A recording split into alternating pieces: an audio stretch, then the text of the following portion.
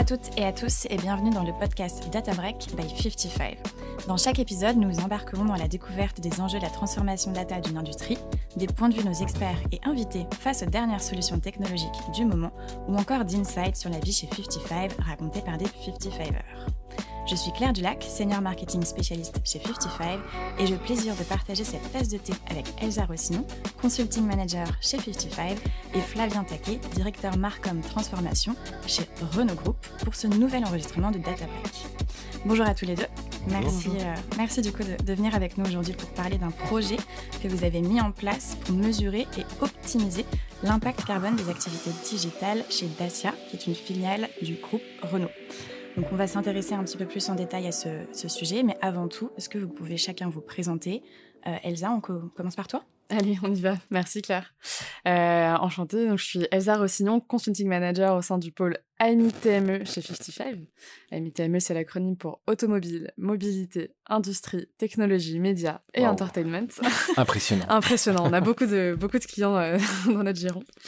Et j'accompagne donc nos clients de ces secteurs sur l'optimisation de leur marketing grâce à l'exploitation de la donnée, de la conception de leur stratégie jusqu'à l'opérationnalisation.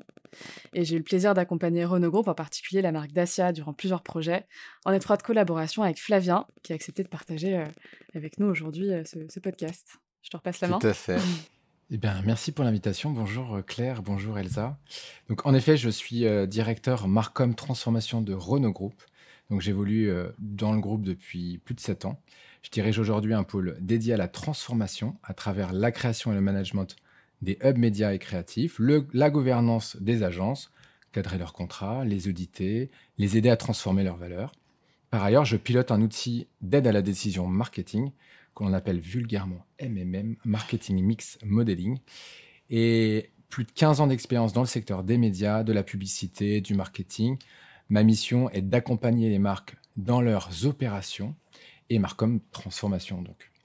Nous travaillons également sur le marketing impact, ou ce qu'on dit aussi CSR marketing, en accordant donc une attention particulière à l'impact de nos actions marketing. Parfait. Merci beaucoup à tous les deux pour cette présentation. Avant de se lancer dans le vif du sujet, Claire, je te propose d'inverser un peu la tendance et que ce soit Flavien et moi qui te posions quelques questions en guise d'icebreaker avant de commencer. Ça te va ? Parfait, on va tester ma culture générale. Super. Je voudrais commencer avec une première question qui est une question assez basique, mais dont il faut quand même savoir la réponse. Est-ce que tu saurais me donner l'émission moyenne d'un Français en termes de tonnes de CO2 par an ? Grosse maille. Très bonne question. Je peux te donner un petit QCM si tu veux pour avoir quelques réponses. Ouais, je suis preneuse. Je pense que tout le monde devrait être preneur. Avec plaisir. Est-ce que ça se situe plutôt autour de 5, 10 ou 15 tonnes pour toi ? Je vais trancher au milieu, je vais dire une dizaine de tonnes à peu près. Eh bien, c'est une excellente réponse. Bingo. En effet, elle était en moyenne autour de 9 tonnes de CO2 équivalent. On parle bien d'équivalence ici. En 2021. Et si on se parle d'un ménage français moyen, on est plutôt aux alentours de 22 tonnes. Ok. Ouais, pas mal. Bon, elle est très forte. Hein. À mon tour. J'ai peur, là. Alors, ça va être assez simple, on va dire. Combien de véhicules électriques le groupe Renault a vendu l'année dernière ? Donc, je vais aussi te donner quelques tranches pour que ce soit un peu plus simple pour toi quand même, même si tu es très forte. 50 000, 100 000... 150 000, allez voir 200 000. 50 000 ou peut-être plus 100 000, je dirais. Eh bien non, déjà énorme. T'es pas très loin, mais t'es quand même un peu loin, puisqu'on est à environ 160 000. C'est le groupe Renault et le précurseur de la vente de véhicules électriques dans le monde, avec notamment ces icônes comme Zoé ou la Twingo EV, et puis dernièrement Mégane EV ou la Spring de Dacia. Il y en a beaucoup. Et j'ai une dernière question, et puis on pourra rentrer dans le vif du sujet. C'est une question qui touche davantage au secteur du numérique, qu'on connaît forcément très bien chez 55. Est-ce que tu as en tête la part des émissions mondiales de CO2 équivalents qui sont attribuées au secteur du numérique ? Et je vais encore une fois un peu t'aiguiller. Est-ce que tu penses qu'on est plutôt aux alentours de 4, 7 ou 10 %? Celle-ci, normalement, je la connais. Ouais. On est aux alentours de 4%, si je ne me trompe pas. Exactement, tout à fait. C'est une excellente réponse. C'est aussi un chiffre qu'on doit bien connaître chez 55. Donc ça, on se parle en effet des émissions à une échelle mondiale. Si on rapporte ça à une échelle française, le secteur numérique représente environ 2,5% de l'empreinte carbone nationale. Ok. Donc quand même un secteur qui mérite un petit peu d'attention. Exactement. Ce qui nous fait une belle transition pour voir le sujet d'aujourd'hui. Superbe. Peut-être pour commencer, Flavien, pour te poser quelques questions par rapport au groupe Renault, est-ce que tu pourrais d'abord un peu parler de l'ADN du groupe Renault et les engagements que vous pouvez avoir sur toutes les dimensions un peu environnementales, tout ce qui est un peu sujet sur tout ce qu'on appelle la décarbonation? Très bien. Alors, l'ESG est au cœur de la stratégie de Renault Group, avec une volonté forte de réduire de 55% ses émissions d'ici 2030 en Europe. Et pour cela, il y a 2 moyens majeurs. Donc, le premier, c'est entrer dans l'économie circulaire, d'accord ? Et le deuxième, c'est la décarbonation de l'ensemble du cycle de vie. Alors, si on parle du premier point, entrer dans l'économie circulaire, c'est incarné notamment par ce qu'on appelle The Future is Not All. C'est la première entreprise opérant sur l'ensemble de la chaîne de valeur de l'économie circulaire automobile. Avec cette entité, on ambitionne de devenir le leader à l'échelle industrielle et européen de l'économie circulaire automobile en boucle fermée au service des constructeurs automobiles ainsi que l'ensemble de la filière. Donc ça, c'est le premier point, donc l'économie circulaire. Et le deuxième point, c'est la décarbonation de l'ensemble du cycle de vie. Donc, tout le monde a son rôle à jouer, et notamment le marketing, puisqu'on parle de marketing aussi aujourd'hui. Donc, en parallèle, c'est important de dire que pour y arriver, on a fait des choses, et notamment avec plusieurs collaborateurs. Nous avons créé une task force, donc un groupe de travail, pour travailler spécifiquement sur ces sujets de marketing à impact, pour identifier les bonnes pratiques, notamment tester des green tech, et échanger avec nos partenaires afin de créer une roadmap sur ces sujets, une roadmap commune à destination des 4 marques du groupe.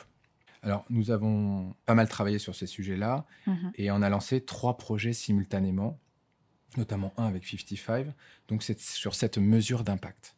Le premier, c'était donc l'impact de la production publicitaire, donc la production de films TV, etc.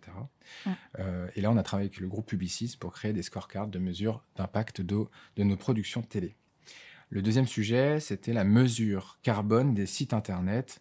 Notamment, on a étudié plus spécifiquement le site de la marque Alpine. Et le troisième, donc, celui qui nous concerne aussi ensemble avec Elsa, c'est la mesure de l'impact carbone du digital en omnicanal, du premier touchpoint jusqu'au site. Et c'est justement dans ce cadre que nous sommes associés, donc, ensemble, avec toute l'équipe 55 pour travailler sur ce sujet-là. D'accord. Donc avec Tassia, évidemment. Oui. Ça fait pas mal du coup d'enjeux. C'est des enjeux qui sont assez centraux pour énormément d'entreprises sur le marché, mais plus particulièrement, j'imagine, pour le secteur automobile. Est-ce que tu peux nous expliquer un petit peu pourquoi ? Ça paraît évident. C'est bien de le dire.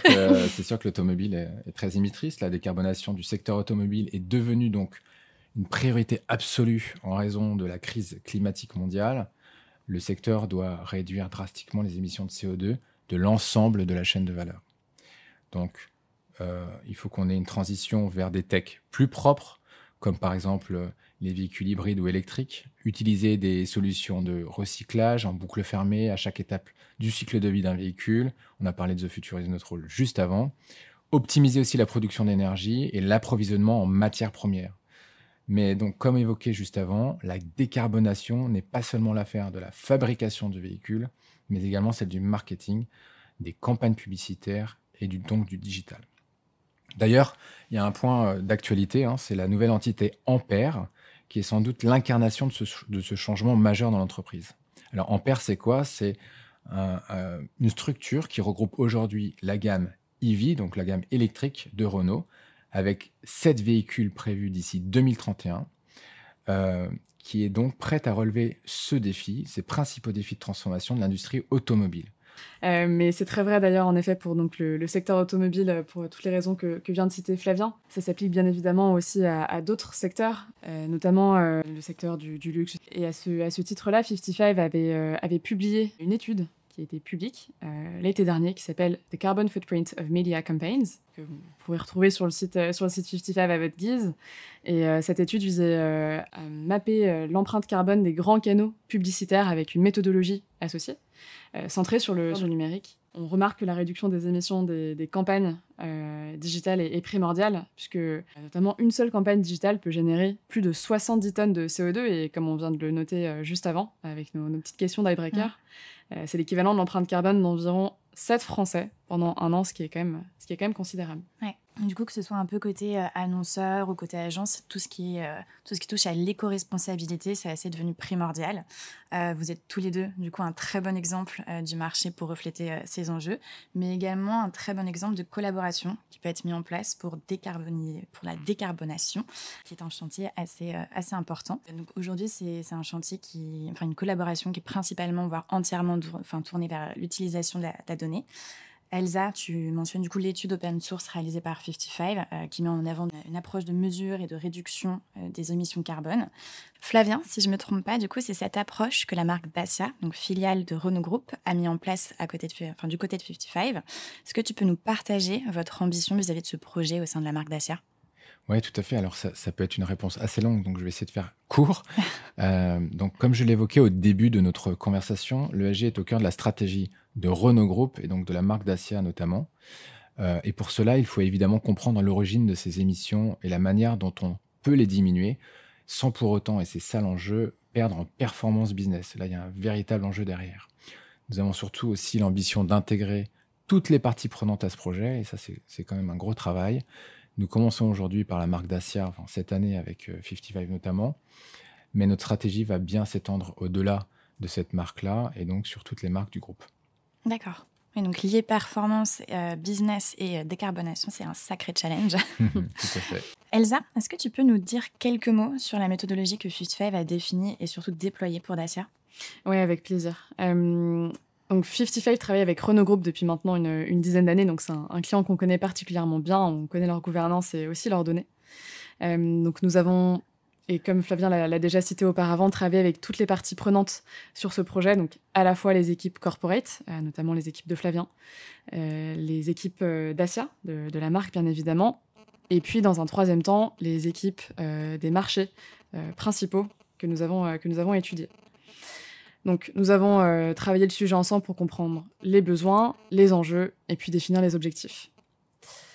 Ensuite, nous avons fait une étape qui est clé, c'est l'étape de framing, comprendre les origines de ces émissions, identifier la granularité des données nécessaires à étudier.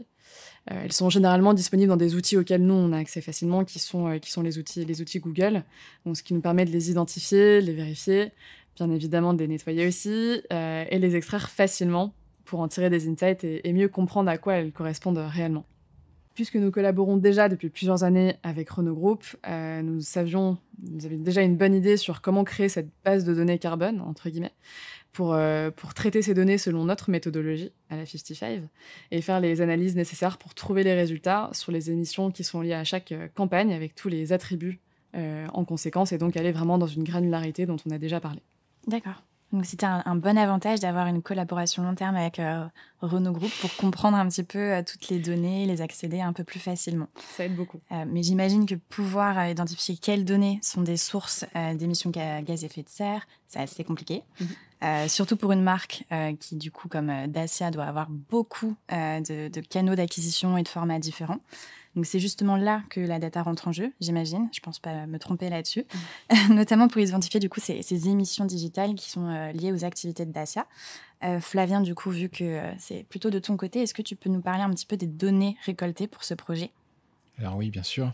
On parle de données digitales, évidemment, mais je préfère le préciser. Donc, nous avons commencé à étudier l'impact total de CO2 que nous émettons. Puis, en fait, on a splitté le résultat par environnement, donc device, canaux, type d'achat, etc. Et puis aussi par objectif marketing. Comme vous savez, il y a un funnel dans le digital, donc la notoriété, la conversion, etc. Donc, nous nous sommes aussi intéressés au format créatif, parce que c'est aussi important de l'intégrer dans l'étude, notamment les formats gourmands versus ceux qui étaient beaucoup plus efficaces, notamment efficaces en business. Alors, nous avons été très loin dans la granularité des datas. Par exemple, nous avons pris des exemples concrets de campagnes médias particulièrement émettrices qui combinent les best practices ou à l'inverse, qui jouent les mauvais élèves en matière d'optimisation carbone. Donc en analysant la durée de vidéo, le type de mode d'achat, la résolution, le taux de complétion, etc. D'accord. Et du coup, là-dessus, est-ce que vous avez pris, est-ce qu'un ensemble de pays a été pris en compte? Comment est-ce que vous avez pu identifier des différences en fonction des territoires? Alors oui, c'est ça qui est intéressant dans l'étude. On a absolument travaillé sur cette notion de différenciation de pays. On a étudié avec 55 6 pays pour Dacia, la France, l'Allemagne, l'Espagne, l'Italie, l'Angleterre, qui constituent donc les 5 pays de tête du groupe, et la Roumanie, pays clé pour la marque Dacia. Et les éléments divergent drastiquement, et c'est ça qui est intéressant dans l'étude, d'un pays à un autre, évidemment. Donc par exemple, pour l'ensemble des pays, le média attire la consommation de CO2 de façon considérable par rapport au site. On peut donner un exemple de 490 tonnes versus 20 tonnes de CO2 au global, soit 97% des émissions, ce qui est assez fou. Ouais. Mais quand on compare en fait le ratio émissions sur dépenses publicitaires par pays, il y a des ratios qui sont très différents et des stratégies très distinctes d'un canal à un autre, et ça varie du simple au triple. Il y a un autre point aussi qui est intéressant, c'est le social et le search, qui représentent moins que la moyenne en termes d'émissions par dépense par rapport au display, qui est très très lourd pour le coup. Cela s'explique notamment par le fait que le volet display programmatique est plus énergivore. Il y a de plus en plus d'intermédiaires, comme vous le savez, dans le programmatique. Et donc, cette chaîne d'achat est très émettrice en termes de CO2. Et du coup, il y a une vraie distinction entre ces 3 leviers, search, digital et social. Ok. Et voilà. Et donc, pour finir là-dessus, parce que c'est quand même intéressant de le dire, ça donne tout ça, le sens dans le travail qu'on a fait sur la stratégie d'optimisation média. Et si demain, on peut justement intégrer cette notion avec ce double objectif d'avoir un impact fort en business, mais en mesurant aussi l'impact carbone derrière de nos campagnes digitales, on aura tout gagné. Et du coup, tu parles un petit peu des sources d'émissions assez fortes. Je me tourne vers toi, Elsa. Est-ce que tu peux nous parler justement des sources d'émissions les plus fortes qui ont été identifiées chez Dacia? Ouais, avec plaisir. Je vais aller un peu plus dans le détail que ce que vient de dire Flavien, et c'est des points qui sont très intéressants. Donc nous, on a fait un gros travail sur les activités digitales de la marque, on l'a déjà dit. On a regardé scrupuleusement les émissions qui sont relatives aux différentes applications, aux images, aux textes. On allait jusqu'à la police, aux éléments de tracking. Donc on a vraiment étudié tous les aspects du site et tous les éléments médias aussi qui en découlent. Donc on a vraiment pris une approche spécifique. On a pris en compte le scénario le plus pessimiste pour être sûr de limiter la marge d'erreur, avec des émissions donc les plus élevées. Et on remarque que l'impact des activités digitales de Dacia sur la période qui était étudiée et sur l'ensemble des 6 marchés s'élevait à environ 510 tonnes de CO2. Donc encore une fois, avec cette vision pessimiste, et ce qui équivaut globalement à l'équivalent de la consommation moyenne de 23 ménages français en tonnes de CO2 équivalent au cours d'une année. Donc je rapporte toujours ça un peu à la consommation moyenne des Français, mais c'est toujours quelque chose qui permet de faire un bon benchmark. Et en parlant du marché français d'ailleurs, il émettait à lui seul 185 tonnes d'émissions de CO2 équivalent. Donc 90% proviennent du digital media. Donc là encore, on voit vraiment la prépondérance du média par rapport aux activités du site, qui sont très émettrices. Comme l'a dit Flavien, le display programmatique est très émetteur. Et je voudrais juste abonder dans ce sens. Les vidéos, notamment, sont bien plus émettrices que les formats statiques. Ça paraît évident, mais on l'a pour le coup vraiment mesuré, calculé et étudié, notamment lorsque leur format est plus long. Et là, je voudrais aussi faire le pendant avec l'aspect business. On est allé un peu au-delà de ce constat évident. On a remarqué que les vidéos, typiquement de 30 secondes, on a étudié les vidéos de 30 secondes versus les vidéos de 15 secondes, et elles sont en moyenne moins consommées que les vidéos de 15 secondes. Donc 57% des utilisateurs les consomment en entier, donc vont jusqu'à 100% de la vidéo, contre 77% des utilisateurs pour les vidéos de 15 secondes. Okay, ouais. Donc, d'une part, ces vidéos de 30 secondes, elles sont plus émettrices, et en fait, on les consomme moins, on les regarde moins. Donc, ces formats qui sont lourds et gourmands en émissions de CO2 équivalent ne sont pas forcément les plus pertinents pour assurer l'engagement des utilisateurs. Ok. Et donc, c'était bien d'aller plus loin dans la recherche pour regarder ce côté et du coup relier encore une fois le côté business.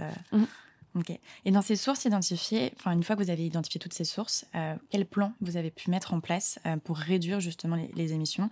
Comment est-ce que vous avez transformé ces données en insights? Parce que tu nous parlais plutôt que justement vous alliez vraiment essayer de chercher des insights significatifs pour du coup un peu aider la marque Dacia et orienter des décisions stratégiques. C'est un point qui est clé dans cette étude et Flavien le sait aussi très bien. On travaille avec des données qui sont complexes, avec des méthodologies qui sont poussées. Le plus gros de notre travail aussi, c'est de rendre ces insights compréhensibles par des néophytes ou par en tout cas des équipes qui n'ont pas forcément ces spécialisations. Donc notre travail, ça a été vraiment de fournir aux équipes Dacia une visualisation qui leur permet de suivre ces indicateurs carbone en parallèle de leurs indicateurs de performance pour chaque média, pour chaque canal, pour chaque support et pour chaque pays. Nous avons également fourni un guidebook complet d'enseignement qui s'applique aux différents marchés, mais aussi aux équipes corporate chargées de la performance média et des sites web, notamment de l'agence média de Renault Group. Donc on a vraiment souhaité faire ce double support à la fois de visualisation et puis d'explication en parallèle pour s'assurer que ces bonnes pratiques soient comprises et donc réduire l'empreinte carbone sans impacter le business et même parfois en les améliorant, donc faire d'une pierre deux coups. Il nous a fallu pour autant rester assez réaliste pour définir nos recommandations parce qu'il ne s'agit pas de tout couper dès qu'on voit qu'un indicateur est dans le rouge, ça ne fonctionne pas vraiment comme ça.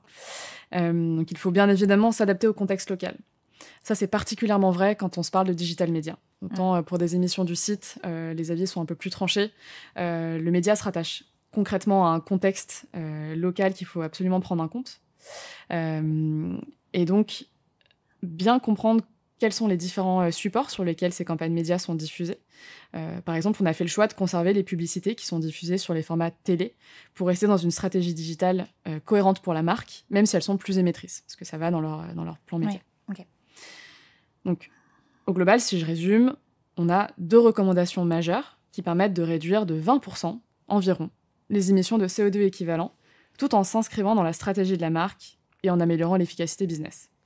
Ok. Oui, donc là, c'est faire preuve d'agilité, une fois que vous avez analysé toutes les données, de bien suivre la feuille de route du côté de Dacia, donc savoir vraiment arbitrer entre l'efficacité carbone et les performances business. Donc suite à ça, j'imagine que vous avez mis des actions qui sont tournées vers l'optimisation social media. Si j'ai bien compris, vous avez vraiment regardé beaucoup plus ces canaux-là.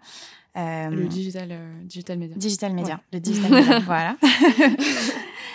Et du coup, l'idée était donc de façonner un peu une stratégie qui non seulement réduirait les émissions de CO2, mais qui serait également ancrée du coup dans la réalité concurrentielle du marché automobile. Le tout pour assurer que les performances d'amélioration prises par la marque soient à la fois durables sur le plan environnemental et aussi commercialement viables. Donc là-dessus, je vais me tourner plus vers toi, Flavien. Comment est-ce que vous avez justement géré l'arbitrage entre la réduction de vos émissions carbone et les impératifs business pour refléter au mieux du coup la réalité du côté de Dacia? Alors, je l'ai dit tout à l'heure en préambule, mais on va le redire encore une fois maintenant, parce que la notion de performance business, elle est primordiale. Le business doit être intégré comme indissociable à la mesure des résultats obtenus. En fait, cet arbitrage entre la mesure carbone et la performance business doit se faire en fonction des données à disposition, évidemment, et surtout travailler main dans la main avec les experts de ces 2 sujets. Et là, pour le coup, vous pouvez imaginer la complexité de l'équation.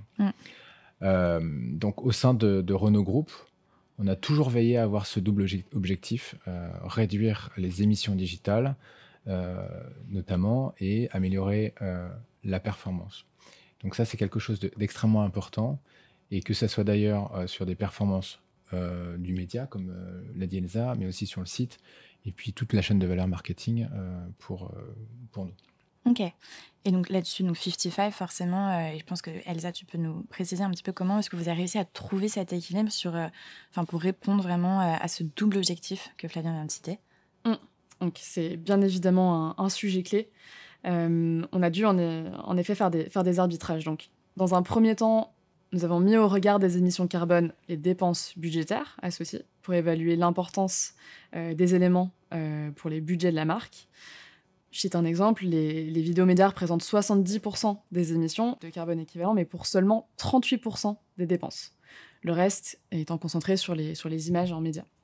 Nous avons aussi placé de façon centrale dans notre analyse l'équivalent CO2 PM. Donc là, j'introduis une nouvelle notion. Comment? Accrochez-vous. Il lui faut la définition J'avais avec. dit que c'était technique. Non, donc nous avons introduit l'équivalent CO2 PM, qui est un indicateur qui nous permet d'évaluer les équivalents d'émissions de carbone de CO2 équivalents pour 1000 impressions. Donc que ce soit 1000 impressions en médias ou 1000 pages web. L'idée, c'est de reprendre un peu cette vision média du per 1000 et de la raccrocher à notre indicateur carbone pour être au plus près de la réalité business. Et enfin, troisième élément, la comparaison d'indicateurs est clé pour mettre au regard ces deux visions. Et donc, vous voyez venir, nous avons pris 2 éléments, nous allons rassembler ensemble. Nous avons fait un ratio d'efficacité carbone to business que nous avons en fait un peu scindé en 5 pour faire un score d'efficacité. Très concrètement, ça ressemble un peu à un Nutri-Score, hein. Comme pour les produits alimentaires, l'idée c'est de rester sur un rationnel que tout le monde connaît. Je me parle un petit peu plus que le CO2 PM. Que carbon to business. Mais effectivement, l'idée c'était vraiment d'avoir ce score d'efficacité qui soit facilement compréhensible avec 5 zones. Une zone médiane, 2 zones dans le vert, 2 zones dans le rouge, pour vraiment simplement déjà comprendre cette efficacité et puis aussi la représenter dans la visualisation dont j'ai parlé tout à l'heure pour montrer l'efficacité des campagnes médias ou des pages web. Ok. Et donc suite à ce projet, quelles ont été au final les pistes d'amélioration que vous avez pu identifier pour optimiser un peu l'empreinte de Dacia, tout en optimisant du coup les indicateurs business avec les prises en compte de différents éléments? Flavien, je pense que tu peux me donner le point de vue. Elsa pourra rajouter des choses juste derrière moi. Donc, en fait, après avoir tiré ces grands enseignements, tels qu'on l'a vu et on l'a dit, l'enjeu a été de comparer donc, ces résultats à la stratégie de chaque pays, qui ont tous des achats, on l'a vu tout à l'heure, des achats, des assets, des formats différents. Donc, il a fallu s'adapter à chacune de leurs spécificités, à les classer selon leurs émissions, etc. Donc, il y a 2 dimensions en fait. Il est nécessaire à la fois de travailler sur le global de la marque Dacia, mais également de s'adapter au niveau local pour guider tout le monde en fait dans le même sens sur la réduction de l'empreinte carbone. Elsa, tu veux peut-être rajouter des choses? Oui, avec plaisir. Non, mais ce que tu viens de citer est bien évidemment clé. Nous, on a en effet nos convictions qu'on assesse au niveau corporate, et puis ensuite, il faut vraiment s'ancrer dans la réalité des marchés. Je vais donner un exemple pour une piste d'optimisation. Nous avons identifié de très forts écarts, comme j'ai dit, entre l'utilisation d'images ou de vidéos, donc ces dernières ayant un format beaucoup plus lourd et beaucoup plus consommateur. Et en réduisant les fameuses vidéos dont je vous parlais tout à l'heure de 30 à 15 secondes, puisqu'elles sont finalement moins visionnées, nous avons été en mesure d'identifier une économie de près de 10 tonnes de CO2 équivalent sur les 180 tonnes d'émissions liées aux vidéos. Ok. Il y a une deuxième piste qui est typiquement pour les achats d'images, deuxième format. Le fait de passer sur des enchères, là on se parle vraiment de display programmatique, sur des enchères ouvertes à des enchères de marketplace privés. Ça nous a permis d'identifier des économies de 25 tonnes de CO2. Donc encore une fois, un écart qui est assez significatif. Et l'idée c'est vraiment de remettre tout ça au regard de la réalité média de chaque marché, pour que chaque tonne de CO2 équivalent qui soit sauvée soit aussi réaliste. Et du coup, là, ces résultats que tu me mentionnais, Elsa, est-ce que vous avez pu les intégrer dans une stratégie long terme pour assurer du coup la performance durable et responsable de Dacia? Nous y travaillons encore dur avec Flavien. Non, mais c'est un projet qui s'inscrit bien évidemment sur le temps long. Cette première analyse peut être vraiment une première brique de tout un projet beaucoup plus vaste. Nous continuons de travailler sur des pistes d'amélioration, ce qui va nous amener à faire des arbitrages complexes. Donc, par exemple, comment est-ce qu'on assure une bonne performance de nos éléments digitaux en accord avec la stratégie digitale des marques, que ce soit Dacia ou d'autres marques du groupe d'ailleurs, en préférant des formats plus courts pour les vidéos, en adressant des audiences plus jeunes sur des médias divers ou en adressant des audiences qui sont peut-être un peu plus premium. Et donc, ces arbitrages devront être faits de façon différente selon le pays et bien évidemment selon les cibles d'audience. Oui, tout à fait. En fait, on est vraiment ravis de continuer à enrichir ce projet aux côtés de 55. En fait, on est même allé un petit peu plus loin puisque avec la task force, on a souhaité ajouter une dimension plutôt globale au projet en s'associant avec d'autres partenaires et 55 étant une véritable partie prenante du projet pour aller bien au-delà de ces résultats-là. Mais en tout cas, il était nécessaire de les avoir pour mettre ses premières pierres au projet, et on les utilise aujourd'hui au quotidien pour avancer sur ces notions d'impact carbone de nos campagnes publicitaires, notamment digitales. Ok. Du coup, moi, la petite question que j'ai, c'est il se passe quoi après?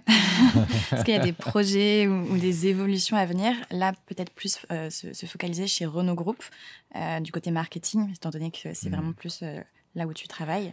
Tout à fait. En fait, on est vraiment aux prémices du sujet. Il faut vraiment le prendre avec beaucoup d'humilité. Le marché est encore en train de construire des méthodes tangibles pour dépasser la simple logique de calculette, pour rendre un peu plus opérationnels les enseignements des analyses carbone et business qu'on a et sur l'ensemble du marché. Donc, on doit travailler avec l'ensemble des parties prenantes. C'est un enjeu dont on a parlé tout à l'heure, l'IT, le digital, les médias, la RSE. Donc, c'est quelque chose qui est extrêmement important pour nous. En fait, notre ambition est de travailler également sur la transformation au niveau Marcom. C'est d'ailleurs le titre de mon poste, mais en vrai, ça résume pas mal de choses, notamment sur cet impact. On l'a dit avec cette double casquette, la casquette business et la casquette impact carbone. Alors, nous travaillons d'ores et déjà à l'écriture de la charte communication responsable en collaboration avec les équipes Sustainability du groupe. Et ça, c'est une vraie avancée. Comme je l'ai dit, on est aux prémices. En tout cas, le point sera aussi d'évangéliser la démarche en interne et se fixer des objectifs communs, parce qu'il faut qu'on avance tous dans le même sens et qu'on soit tous sensibilisés à ce sujet de manière très forte. Donc voilà, ça fait partie aussi de mes missions. D'inclure toutes les parties prenantes. Tout à fait. Parfait. Je pense qu'on a vu le projet bien en détail, avec beaucoup de chiffres. On arrive un petit peu à la fin de cet épisode. J'ai quelques petites questions pour conclure, des petits rituels de fin qu'on a. Pour la première, je vais me tourner vers toi, Elsa. En 55 secondes. C'est pour ça que je te désigne. Est-ce que tu pourrais nous donner les do's and don'ts de la mise en place justement d'une stratégie qui vise à décarboniser les campagnes médias digitales d'une marque? Absolument. Je vais essayer d'être simple, efficace pour les 55 je compte seconds. Pression. Non, mais les 12, en tout cas, on en a déjà parlé. Je pense que c'est bien de les marteler. D'analyser bien évidemment en parallèle les indicateurs carbone et les indicateurs business pendant tout le déroulé du projet. Il faut bien évidemment garder ces deux éléments en tête à tout moment. Je pense qu'un deuxième élément, c'est aussi de se détacher de cet élément de calcul pur et dur, et comme l'a dit si justement Flavien, de cette notion de calculette, pour vraiment comprendre la meilleure façon de rendre opérationnels ces enseignements et qui s'inscrivent dans le day-to-day des équipes et qui soient vraiment compris et intégrés par ces parties prenantes. Un dernier point pour moi, ce sera d'impliquer dès le début du projet toutes les équipes. C'est exactement ce qu'on a fait avec ce projet. On a commencé par les équipes Dacia, par les équipes corporate et par les équipes marché en amont du projet, qui nous a vraiment guidés à la fois pour bien comprendre la gouvernance, la mener au mieux, aussi identifier les données de façon la plus rapide possible pour commencer à travailler efficacement. Donc, typiquement, nous avons listé 10 questions essentielles auxquelles nous allions répondre dans notre analyse, qui ont été validées par toutes les parties prenantes, par l'équipe Dacia, pour s'assurer du bon déroulé de notre projet. Ok. Bon. J'ai pas compté les 55 secondes, mais en tout cas... On va dire qu'on y est. Je pense qu'on a dépassé un petit peu. Aïe, aïe, aïe. Ah, du coup, je vais te poser une question, on va voir ce que ça donne de ton côté, Flavien. Je suis prêt à relever le défi. Je te donne pas de timing cette fois-ci. Ah. Désolée, je fais des petites préférences, Elsa. Je comprends. Comment est-ce que toi, tu vois l'évolution de l'engagement des entreprises, que ce soit vraiment au sein du secteur automobile, du coup, où tu travailles, mais même au-delà de ce secteur, pour tous ces sujets qui sont liés à la décarbonation des activités dans les prochaines années? Très clair. En fait, cet effort est l'affaire de toutes les parties prenantes du marketing, et évidemment au-delà du marketing, dans le partage des bonnes pratiques avec l'ensemble du marché. Donc vraiment ouvrir à toute cette notion de POC qu'on a fait avec 55 par exemple, au marché. En fait, aujourd'hui, on commence à nous agiter, à nous regarder, à nous diriger vers la bonne voie. Mais en fait, nous ne sommes pas encore bien organisés comme j'aime bien l'image de la ruche ou de la fourmilière. Il faudrait qu'on soit extrêmement bien organisé pour être plus efficace dans nos actions. Donc c'est la raison pour laquelle il est nécessaire de partager ces pratiques. Moi, j'aime bien la notion d'open source, qui est très importante, notamment dans le digital, ouvrir les outils existants sans avoir une ambition business forcément derrière. Quand on dit business, se faire de l'argent aussi sur la partie RSE, parce qu'on voit quand même beaucoup de choses aujourd'hui sur le marché qui sortent un peu de nulle part et parfois on a envie de se concentrer surtout sur ce qui va être efficace pour le climat. Et d'ailleurs, l'horloge tourne et le climat n'attendra pas, donc il faut vraiment avancer vite sur ces sujets. Ouais, c'est très bien dit. Ma dernière question, vu que du coup on a plusieurs auditeurs qui, je pense, s'intéressent à ces sujets, est-ce que vous avez une source d'inspiration des professionnels du secteur que vous souhaitez partager, que ce soit par exemple qui ont écrit des articles, des livres, qui font des podcasts, une personnalité que vous suivez un petit peu? Je ne sais pas qui veut prendre la main, Flavien. Allez, je vais commencer. À toi l'honneur. En fait, en dehors des figures emblématiques qui portent le sujet, que vous connaissez certainement tous, qui sont Timothée Parric, Jean Co, etc., en fait, moi, je recommande surtout de vous engager dans une démarche plus responsable à travers un collectif libre. En fait, ce qui est un bien dans ce sujet-là, c'est l'intelligence collective. C'est une des solutions pour lutter contre le dérèglement climatique.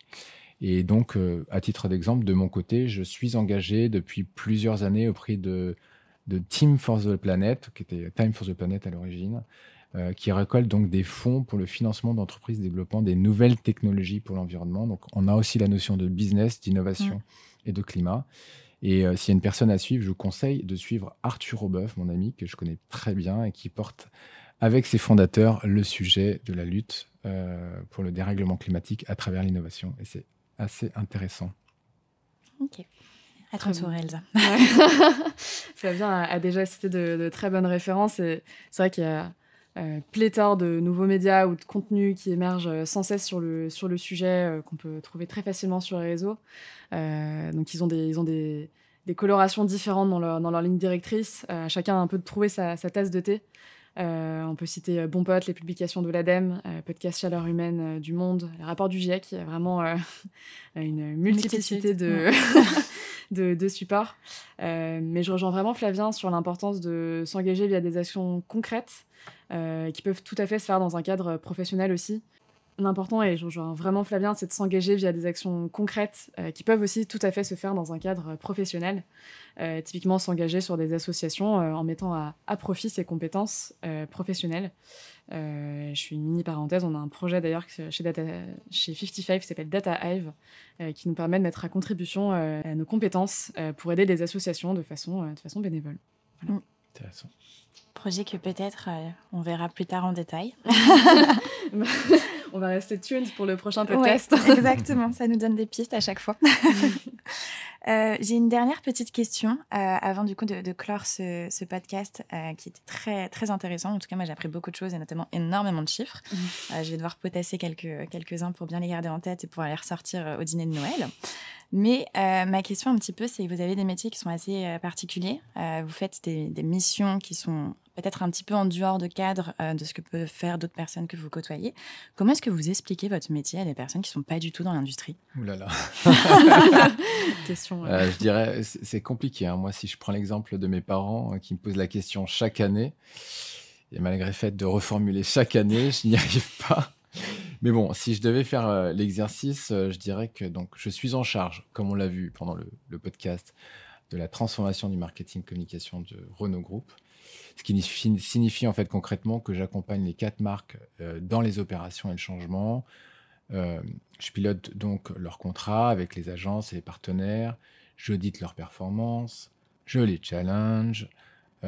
Je tente de trouver des idées pour qu'ils soient plus efficaces et toujours dans leur écosystème publicitaire aux médias. Et bien évidemment, dans mon scope, comme vous l'avez vu en filigrane pendant tout le podcast, je travaille aussi sur la partie CSR marketing qui me tient à cœur en plus avec cette task force qu'on a montée au sein de Renault Group. Ouais, c'est vrai que la question se pose toujours, comment expliquer un travail complexe à des néophytes. J'essaye de faire au mieux à chaque fois. Globalement, ce sur quoi j'essaie de partir toujours, c'est le fait d'accompagner des clients, typiquement comme Flavien par exemple, pour mener au mieux. Donc mieux, ça veut dire le plus efficacement possible en apportant le plus de valeur pour eux. Ça, on le définit ensemble. Des projets qui vont de la collecte, de la mesure et de l'activation des données digitales. Et après, ça peut prendre beaucoup de formes différentes. Vraiment, il y a des exemples un peu dans tous les sens, mais typiquement, si je prends l'exemple de ce podcast, c'est vraiment mesurer et réduire l'empreinte carbone des activités digitales de nos clients. Donc, déployer des outils pour maintenir une mesure et une activation résiliente de données dans le temps. Voilà. Parfait. Merci. En tout cas, si jamais vous avez besoin de réexpliquer vos métiers, vous pouvez renvoyer ce podcast. Comme ça, il y a les informations qui sont à l'intérieur. Merci beaucoup, en tout cas, Flavien et Elsa, pour être venus prendre une tasse de thé avec moi et discuter de ce super projet. Merci beaucoup. Je vous souhaite une très bonne journée. J'espère qu'on pourra éventuellement rediscuter plus tard de nouveaux projets, de ces projets long terme, de tout ce qui va se passer sur les autres marchés, les autres marques, du coup, de Renault Group. Merci à tous pour cette écoute et on se retrouve bientôt pour un prochain épisode de Data Break by 55. À bientôt, merci. Merci beaucoup.